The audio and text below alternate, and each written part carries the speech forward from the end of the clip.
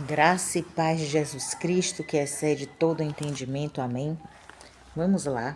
Abram as suas Bíblias em Romanos 8:28.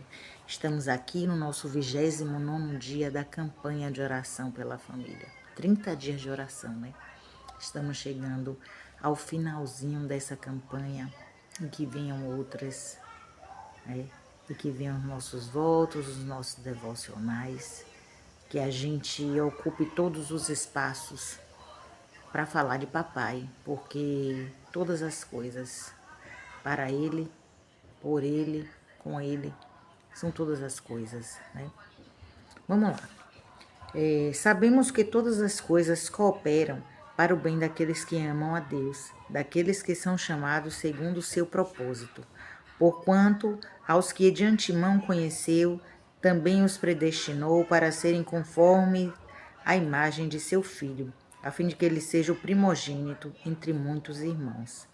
E aos que predestinou, a esses também chamou, e aos que chamou, a esses também justificou, e aos que justificou, a esses também glorificou. Amém? Vamos lá. A palavra, se a gente for estudar ela, mesmo que sendo pedacinho, a gente vai ver que existem promessas. Mas as promessas, elas têm condição sine qua non para que se aconteça, né? E aí a gente vai ver aqui.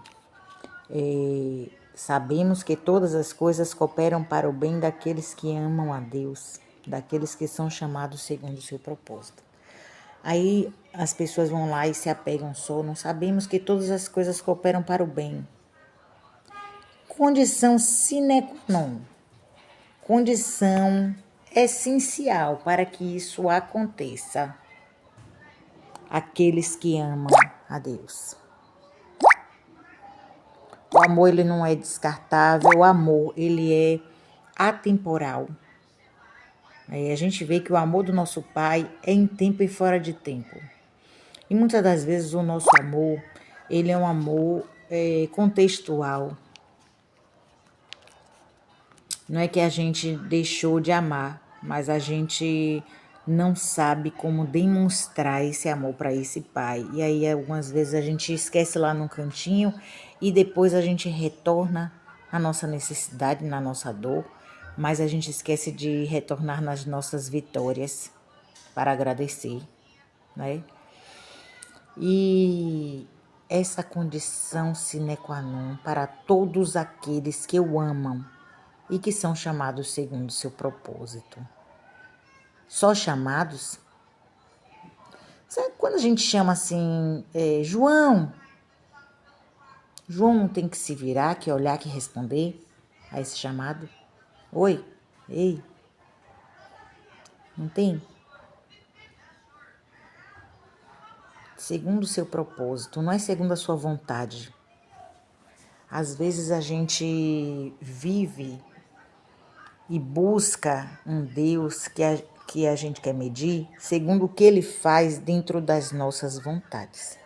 Mas a palavra diz que a vontade dele é sempre boa, perfeita e agradável. E isso aí, só com isso, essa vontade tem que superar a nossa vontade,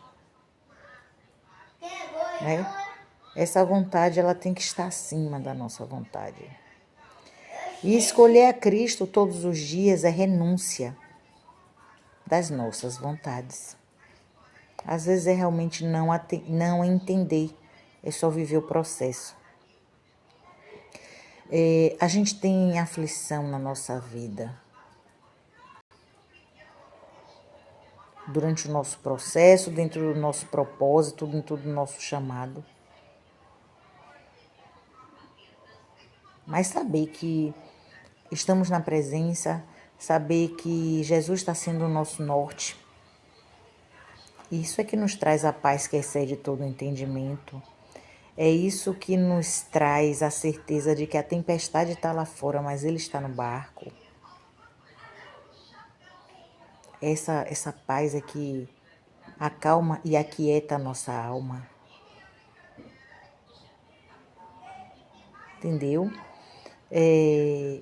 Nós somos chamados E nós devemos responder a esse chamado. Ele espera que nós respondamos a esse chamado.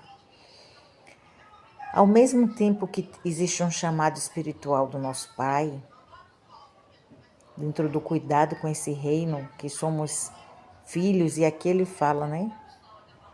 Vou lá para ser bem fiel na palavra. Quando ele fala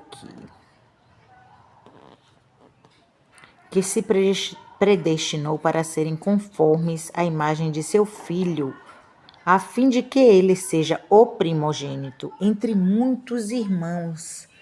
Ele é o primeiro, o nosso irmão mais velho, Jesus Cristo.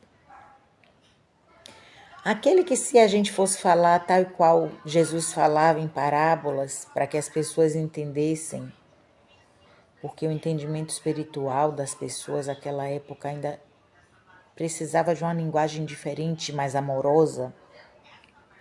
Esse irmão mais velho é aquele que pegou o PlayStation, pegou o jogo de videogame e passou por todas as fases e zerou o jogo.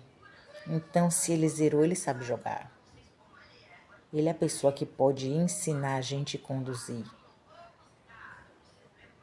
Confiar nisso é tão bom. Quantas vezes, né, a gente vê um irmão, vai lá e briga, vem chorando, aí vem conversar com o mais velho, bora lá que eu vou resolver. E a pessoa vem cabisbaixa, mas quando o mais velho chega do lado, ele sai na frente com a cara empinada porque ele confia no mais velho.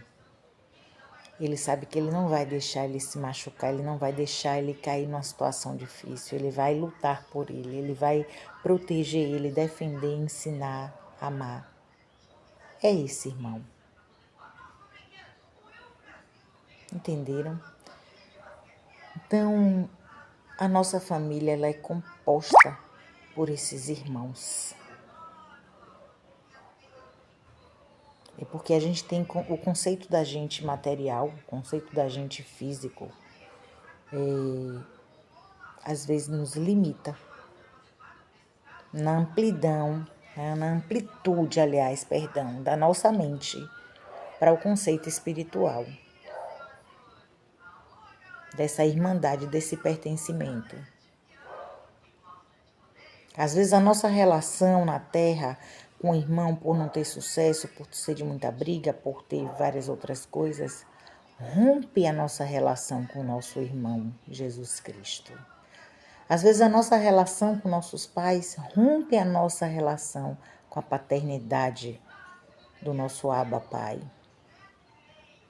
E a gente tem que tomar cuidado para que as nossas feridas elas não estejam no meio do caminho, atrapalhando essa relação. Para que os nossos sentimentos, os nossos filtros poluídos de vivências que não foram muito agradáveis, não distorçam essa relação, entendeu? É uma realidade muito além do que a gente possa imaginar ou entender. É só viver. É só pedir a Ele, sem ressalva, Pai, me dá uma experiência contigo.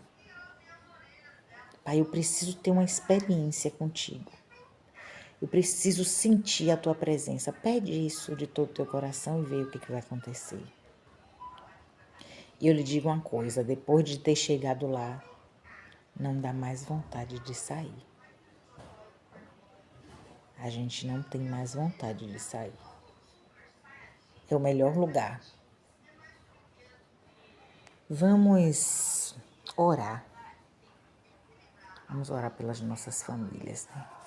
Por esse dia de hoje, em nome de Jesus. Pai querido, Pai amado, estamos aqui, Pai. Unidos, fortes, resilientes. O nosso 29º dia da campanha de 30 dias de oração pelas nossas famílias. Por amor à minha família e à família dos meus irmãos e eles, por amor à família deles e à minha família também. Porque estamos em unidade, Pai. Em unidade de sentimento, em unidade de pensamento, em unidade de petição. Mesmo que não saibamos, Papai, a necessidade de cada um, a dor de cada um, as ressalvas, as limitações, as feridas, de cada um, os anseios, Pai. Mas o Senhor sabe, nos presenteou com um irmão tão zeloso, tão amoroso, a ponto de dar a própria vida por nós. Como somos gratos, papai, pela tua misericórdia e graça. Lhe pedimos e rogamos, Pai, do profundo do nosso coração. Nos faz te amar cada dia mais. Dá-nos sede e fome do teu amor, Pai. Nos aproxima cada dia mais desse nosso irmão, desse primogênito da nossa família espiritual.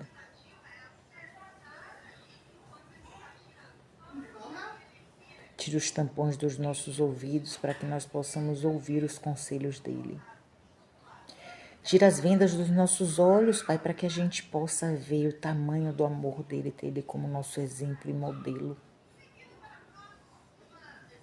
Que a gente não siga a rede social, mas que a gente siga a ele, a Cristo, a Jesus Cristo, a Yeshua HaMashiach.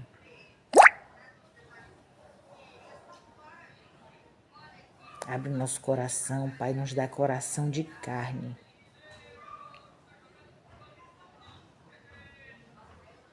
Libera os nossos olfatos para que a gente possa sentir o cheiro suavíssimo do Espírito Santo de Deus, o cheiro do nosso irmão, para que a gente sinta a tua presença viva em nossas vidas.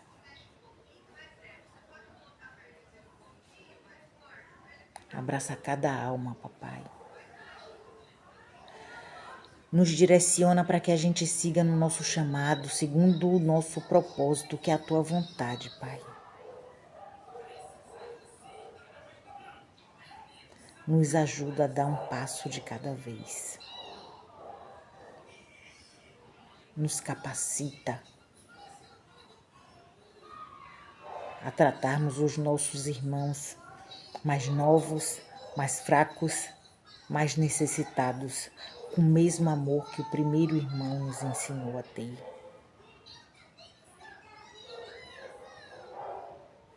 Nos dá sabedoria e discernimento, Pai, para corrigir em amor e zelo aqueles a que o Senhor nos presenteou.